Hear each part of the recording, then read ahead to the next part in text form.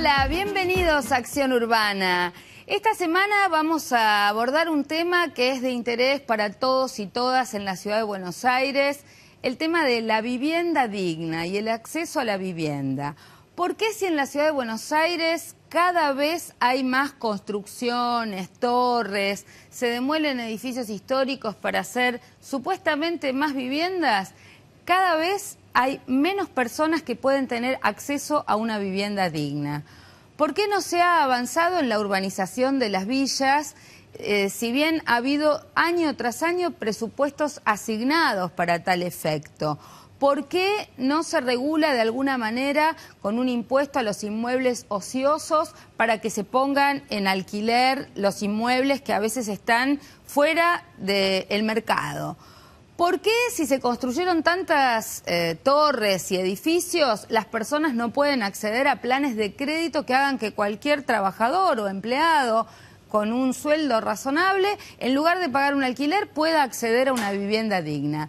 De esto hablaremos en Acción Urbana de hoy con algunos de nuestros especiales invitados. ¿Vamos?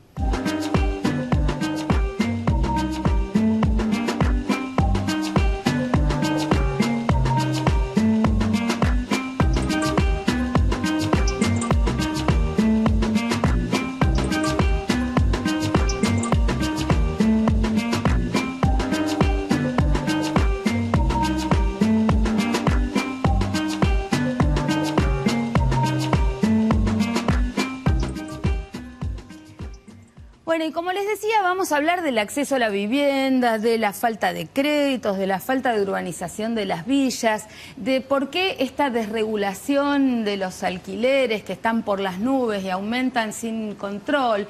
Para hablar de esto, hoy nos acompañan el diputado Gentilini, que es integrante del bloque de Proyecto Sur. También nos acompaña María Elena Nadeo, que es del Frente Progresista Popular, fuimos colegas en la legislatura pasada, y Pablo Vitali, que es del Instituto Gino Germani, y ellos especialmente están pensando desde la Universidad de Buenos Aires en el planeamiento urbano estratégico y en el tema de la vivienda. Así que muchas gracias a los tres. Gracias a vos. Bueno, desde la universidad, desde los ámbitos académicos, ¿qué se piensa cuando pensamos en los problemas de la vivienda en la ciudad de Buenos Aires? ¿Cuál es el diagnóstico? Bueno, en principio entender que la dinámica que se da en la ciudad es una dinámica bien compleja y nosotros por lo menos podemos clasificar en tres las formas de producir ciudad, ¿no? Pues, digamos, hay una producción que es la más extendida, que es a través del mercado, pero también hay una producción a través del Estado, y hay una producción social que es la producción directa, ¿no? Y esas tres dinámicas que a veces se ven en forma diferenciada, en realidad se producen en forma combinada. Y la disputa fundamental no es la vivienda, sino más bien la ciudad, ¿no? El acceso a la ciudad, a la localización, a todo lo que la ciudad tiene para aportarle a la población en términos de infraestructuras, de servicios, es lo que en realidad está puesto en juego cuando se discute la cuestión de la vivienda, ¿no? No solamente la casa, las paredes y el techo, ¿no? La pregunta es, ¿la población de Buenos Aires se sigue manteniendo estable o se incrementó la cantidad de población de la región metropolitana y eso presiona sobre la ciudad propiamente dicha? Exacto, los usos de la ciudad de Buenos Aires se intensifican, pero la población que vive en la ciudad de Buenos Aires es la misma alrededor de 60 años. Lo único que crece en la ciudad son las villas de emergencia, que duplican la población en muchos casos en el último periodo intercensal, ¿no? En los últimos 10 años se duplicó la población de las villas y el resto de la población de la ciudad permanece más o menos estable, ¿no? María Elena, vos durante todos tus varios periodos, porque vos fuiste concejal de la ciudad en otras épocas, legisladora, siempre has tenido como una preocupación por el tema de la vivienda. ¿Cuál es tu diagnóstico a lo largo de todos estos años y tu visión integral de lo que deberían tomarse como prioridades para resolver este problema? Bueno, en realidad en el tema vivienda tenemos a partir de la Constitución de la Ciudad de Buenos Aires una iniciativa muy interesante. Bueno, María José fue constituyente, el capítulo de vivienda es breve pero es muy contundente en cuanto a generar este concepto de que el Estado debe garantizar, de que el Estado debe dar prioridad a los sectores populares y en general a la población para asegurar el derecho a la vivienda digna. Así que yo tuve el gusto de participar con otros compañeros en la primera legislatura porteña. Allí se dieron debates muy interesantes y las primeras leyes de vivienda, como la 148, que crea una red de mesas de representantes de las distintas villas y barrios carenciados para discutir en conjunto con la participación vecinal, discutir los programas de refacción, de urbanización de las villas y de integración de las mismas. La ley 341, que es una ley de créditos a largo plazo para personas en distintas situaciones, personas y después se agregaron las cooperativas de vivienda con distintas situaciones de vulnerabilidad.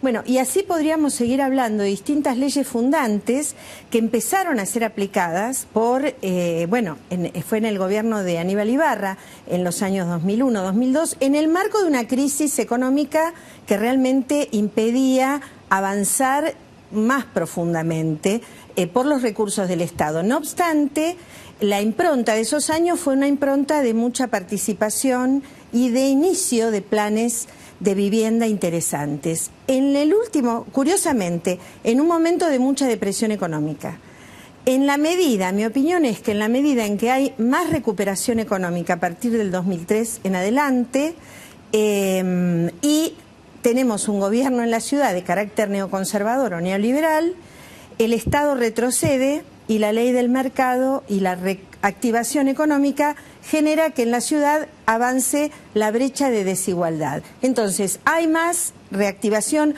hay construcción, pero de viviendas carísimas. Son las viviendas suntuarias que han poblado todos los barrios de la ciudad y el ritmo de la construcción de vivienda social, siendo que ahora tenemos un presupuesto muy importante en la ciudad, es un ritmo menor que el que teníamos en aquellos años difíciles de la crisis del 2001-2002. O sea, necesitamos más Estado para cumplir aquellas leyes y otras nuevas, por supuesto, con las cuales avanzar. Lo que a mí me gustaría contribuir en este debate es que cuando hablamos del derecho a la vivienda y de una vivienda digna, no estamos hablando de propiedad privada. Lo que estamos diciendo es que las personas tienen que tener un techo estable y nuestra preocupación debe ser poder garantizar un techo estable a todas las personas, no importa cuál sea su nivel socioeconómico. Lo que estamos viendo, tal como vos lo señalás, es que no se cumplieron con las leyes que eran de un carácter social, de urbanización de las villas o en relación a las cooperativas, donde nadie está diciendo regalemos viviendas a nadie, sino acceso al techo digno. Pero tampoco hay recursos para garantizar acceso al techo a personas que tienen otros niveles económicos, porque las clases medias hoy, aunque tengan empleo digno, aunque tengan trabajo, aunque tengan un sueldo, terminan pagando alquileres que son cada vez más altos y no pueden acceder a un techo propio tampoco. Entonces, no solamente se incumple con la urbanización de villas, sino que tampoco hay facilidades o políticas activas para generar en los sectores medios, ¿no? ¿Qué pasa con el Banco Ciudad? ¿Qué pasa con estas políticas intermedias? Bueno, por ahí es justamente donde trata de escabullirse el PRO, con el Banco Ciudad y el otorgamiento de créditos hipotecarios, que obviamente no responden a la escala del déficit habitacional, absolutamente pesado y complejo de la Ciudad de Buenos Aires. ¿Qué estoy diciendo? Tiene que ver en parte con, es una cuestión también interesante para la academia, el tema de cambiar el paradigma de la vivienda por la llamada hoy solución habitacional.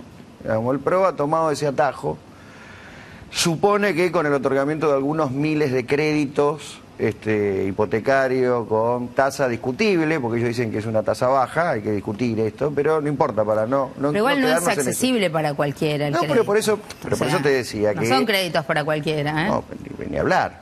Imagínate el monto que significa la compra de una vivienda, de un metraje suficiente para una familia tipo. Estamos conforme como hoy tasa en el ejido de la Ciudad de Buenos Aires, evidentemente implica una erogación muy grande y varios de los requisitos que se plantean para el otorgamiento de estos créditos implican un determinado porcentaje del ingreso, sin contar el ahorro previo. Claro. Que esto es tremendo, es decir, para un crédito de 500.000 de pesos, supongamos, ¿está? Entendiendo que estamos hablando de 50 metros cuadrados, hace falta el 15% de mínima. Claro, ¿quién puede partir de esa base? O sea, vos lo tenés que tener constante y líquido. O sea, la cosa es difícil, digo, está la política de vivienda del PRO, la verdad que es una de las peores materias, digamos, pendientes de esta gestión. Recordemos que la principal, o una de las principales banderas de campaña para el primer turno de Macri fue la urbanización de Villa. Acá estamos hoy sin absolutamente o prácticamente nada en esa materia, salvo el maquillaje que realiza la Secretaría de Hábitat e Inclusión, así llamada, a cargo de Clemensewicz, que en realidad es una lavada de cara, digamos, con una estrategia, digamos, de que se vean mejor. En el tiempo que nosotras fuimos diputadas, tuvimos presupuesto decreciente y subejecución presupuestaria en materia de vivienda decreciente. Sí. Y también hubo un periodo en el cual la comisión estaba presidida por una compañera nuestra de la coalición cívica, Rocío Sánchez, y ahí funcionó.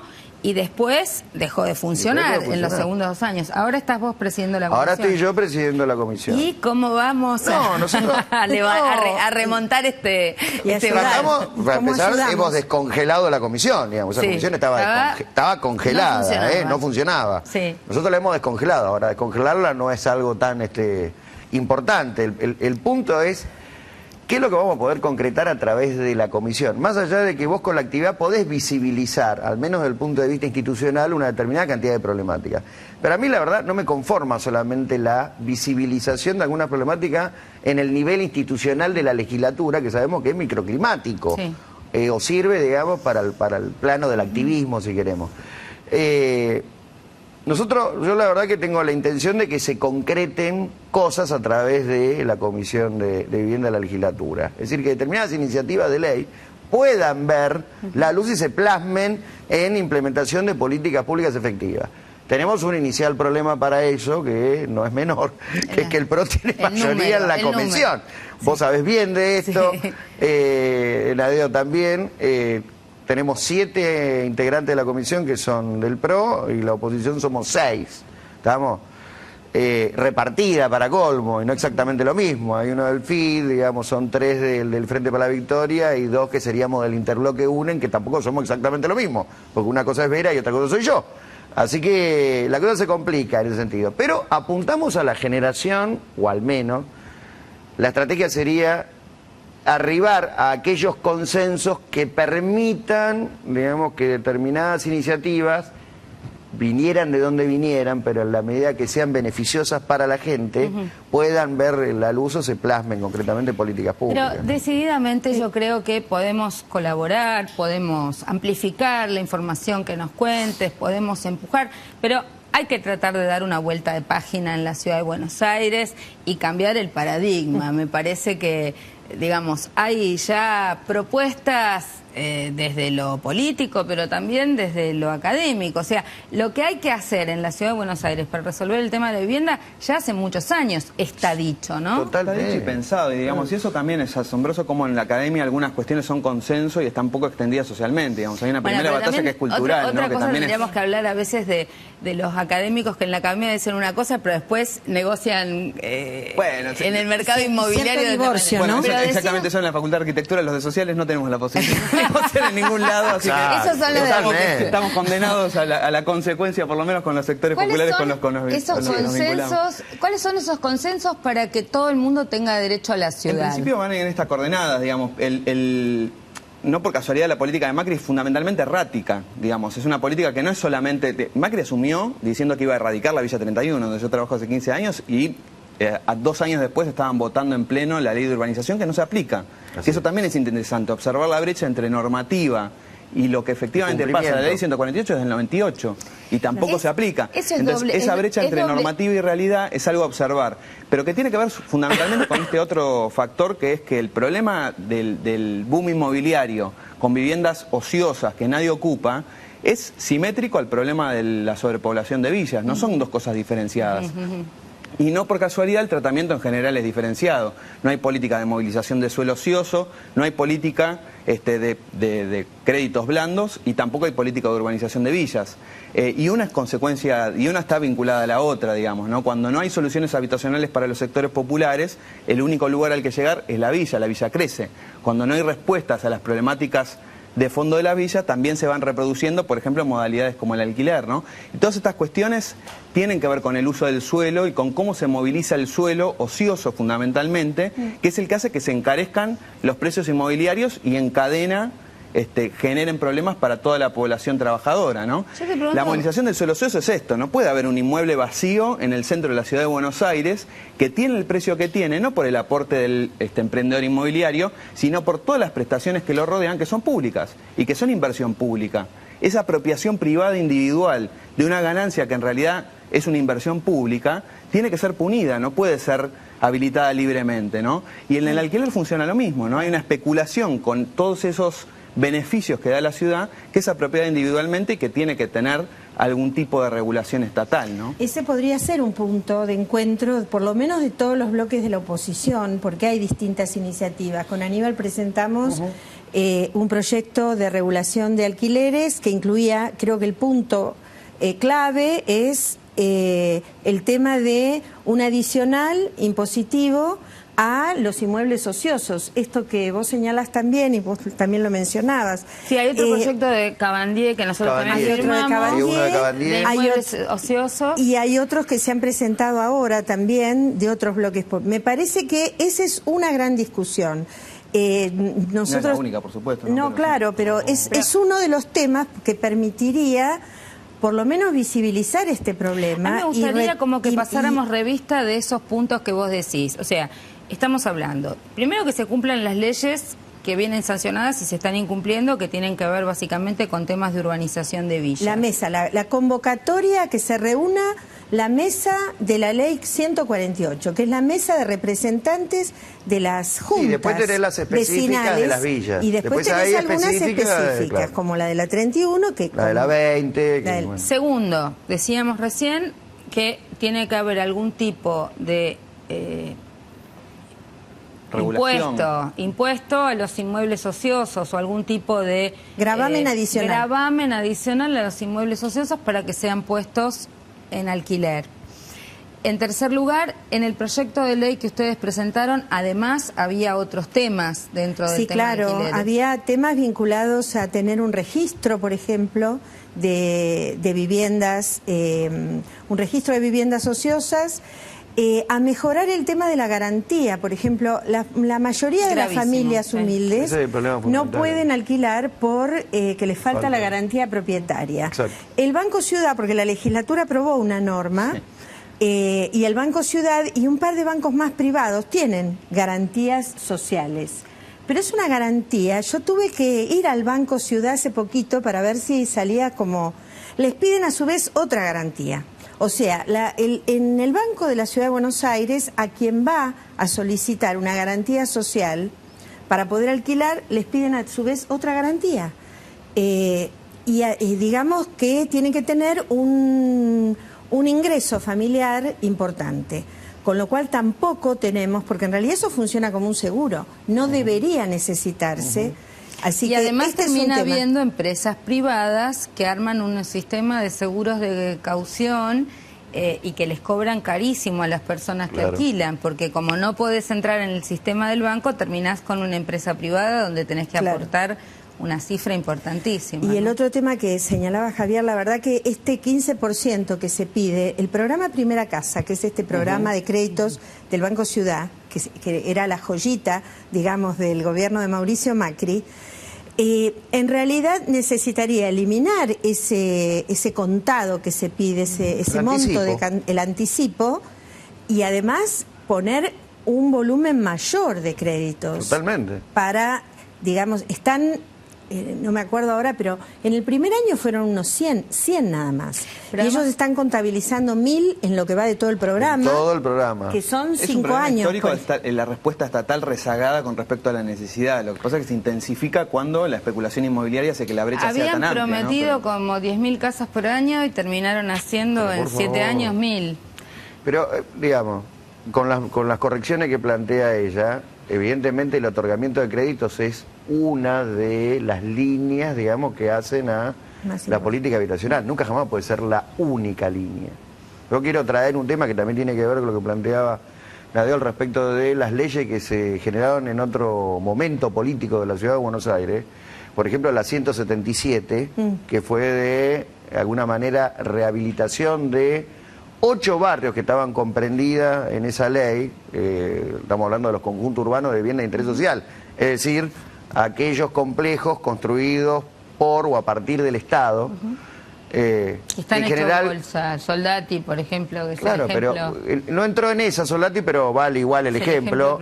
Es el paradigma, Soldati, de la ruina en la cual se encuentran estos complejos. Y del riesgo para la vida de las personas. Además, pero estamos hablando de una población muy importante, porque solamente en Soldati tenés 3.200 viviendas estaba viendo recién en uno de los separadores, no sé cómo le dicen acá, ¿sí? De Piedrabuena, que no tiene el nivel de ruina que tiene Soldati, pero también está en una situación crítica, y son 2.200 unidades. O sea, solamente en esos dos complejos tenés 5.500 unidades. Multiplicá por 4 y ya estamos hablando de 20.000 personas, digo para ser generoso. Y la tira de barrios, te digo que es una veintena de los que están en una situación que debería ser abordada de inmediato en el sentido de la rehabilitación material, técnica, digamos, de estos complejos, que claramente tiene que ser con intervención del Estado, que está totalmente por fuera del alcance presupuestario de las comunidades habitantes, porque otro de los atajos que se toma desde esta administración es, no podemos invadir desde el Estado a la sociedad civil porque el marco del régimen de propiedad horizontal, la ley 13.512, hace a los derechos y obligaciones en materia de consorcio y por lo tanto son las comunidades las que lo tienen que llevar adelante. Un ascensor, recuperó un ascensor en Soldati, digamos, arranca de 200.000 pesos para arriba. No va a ocurrir si no es con la intervención del Estado. Una posibilidad si no es con el Estado, a partir del principio de subsidiariedad, es decir, sin reembolso por parte de los vecinos, y luego un apalancamiento que tiene que ver con la obra de rehabilitación, luego la regularización dominial pendiente, y una tercera que tiene que ver con el apuntalamiento a la organización consorcial de estas comunidades que desde ya que están también en una situación extremadamente crítica. No nos queda mucho más tiempo, pero yo quisiera que me dieras algunas posibles opciones. En otros países, además de este formato que nosotros conocemos de compra, vivienda, propiedad privada o alquiler, hay otro tipo de modalidades de acceso a la vivienda. Por ejemplo, en otras ciudades que se te ocurra que no han sido explorados, ¿qué ejemplos tenés? Se me ocurren dos inmediatamente. El alquiler social, por un lado, que es el alquiler social, digamos, la posibilidad de que exista un parque inmobiliario probablemente en manos del Estado, que tenga en alquiler, digamos, el Estado de hecho tiene una cantidad de inmuebles ociosos que no está del todo identificada, también no por razones casuales, que podría ser parte del parque inmobiliario que se ponga a alquiler, no solamente para los sectores populares más pauperizados, sino para sectores medios que también hoy tienen enormes dificultades para acceder a la vivienda. Y por otro lado, experiencias exitosas o interesantes como las cooperativas de autogestión de la vivienda, que también en Uruguay tienen años construyendo vivienda social en propiedad cooperativa, que es colectiva, que no corre riesgo de pérdida con respecto a estas movilizaciones del mercado inmobiliario y que han mancomunado el esfuerzo que en general hacen los sectores populares para construir su vivienda en forma organizada y apoyada, digamos, por recursos públicos estatales, ¿no? Como dos formas alternativas que por ahora en la Ciudad de Buenos Aires se han desarrollado poco con la 341 en cooperativa de vivienda y nada con respecto a alternativas a la vivienda llave en mano, que en muchos casos lo que hacen es reproducir Bueno, queda planteado el tema, la preocupación, las propuestas y reiterarles a ustedes que vamos a seguir trabajando estos temas, vamos a hacer un seguimiento del incumplimiento de las leyes, que esperemos que se transforme en efectivo cumplimiento, del presupuesto en materia de vivienda y fundamentalmente a impulsar en conjunto, transversalmente, distintas fuerzas políticas que tenemos una mirada diferente sobre lo que debe ser el acceso a una vivienda digna desde una perspectiva de los derechos humanos para tratar no solamente de empujar estas leyes ahora, sino de dar una vuelta de página, porque entendemos que es posible gobernar diferente la ciudad de Buenos Aires y es posible construirla en conjunto, con consensos y en la búsqueda de soluciones alternativas. No es que sea la falta de presupuesto lo que ocurre, no es que sea que hay pocas leyes en la materia. Lo que falta es la voluntad política de dar una vuelta de página para regular un mercado que no puede ser el único que decida quién tiene vivienda y quién no. Chau y hasta la semana que viene.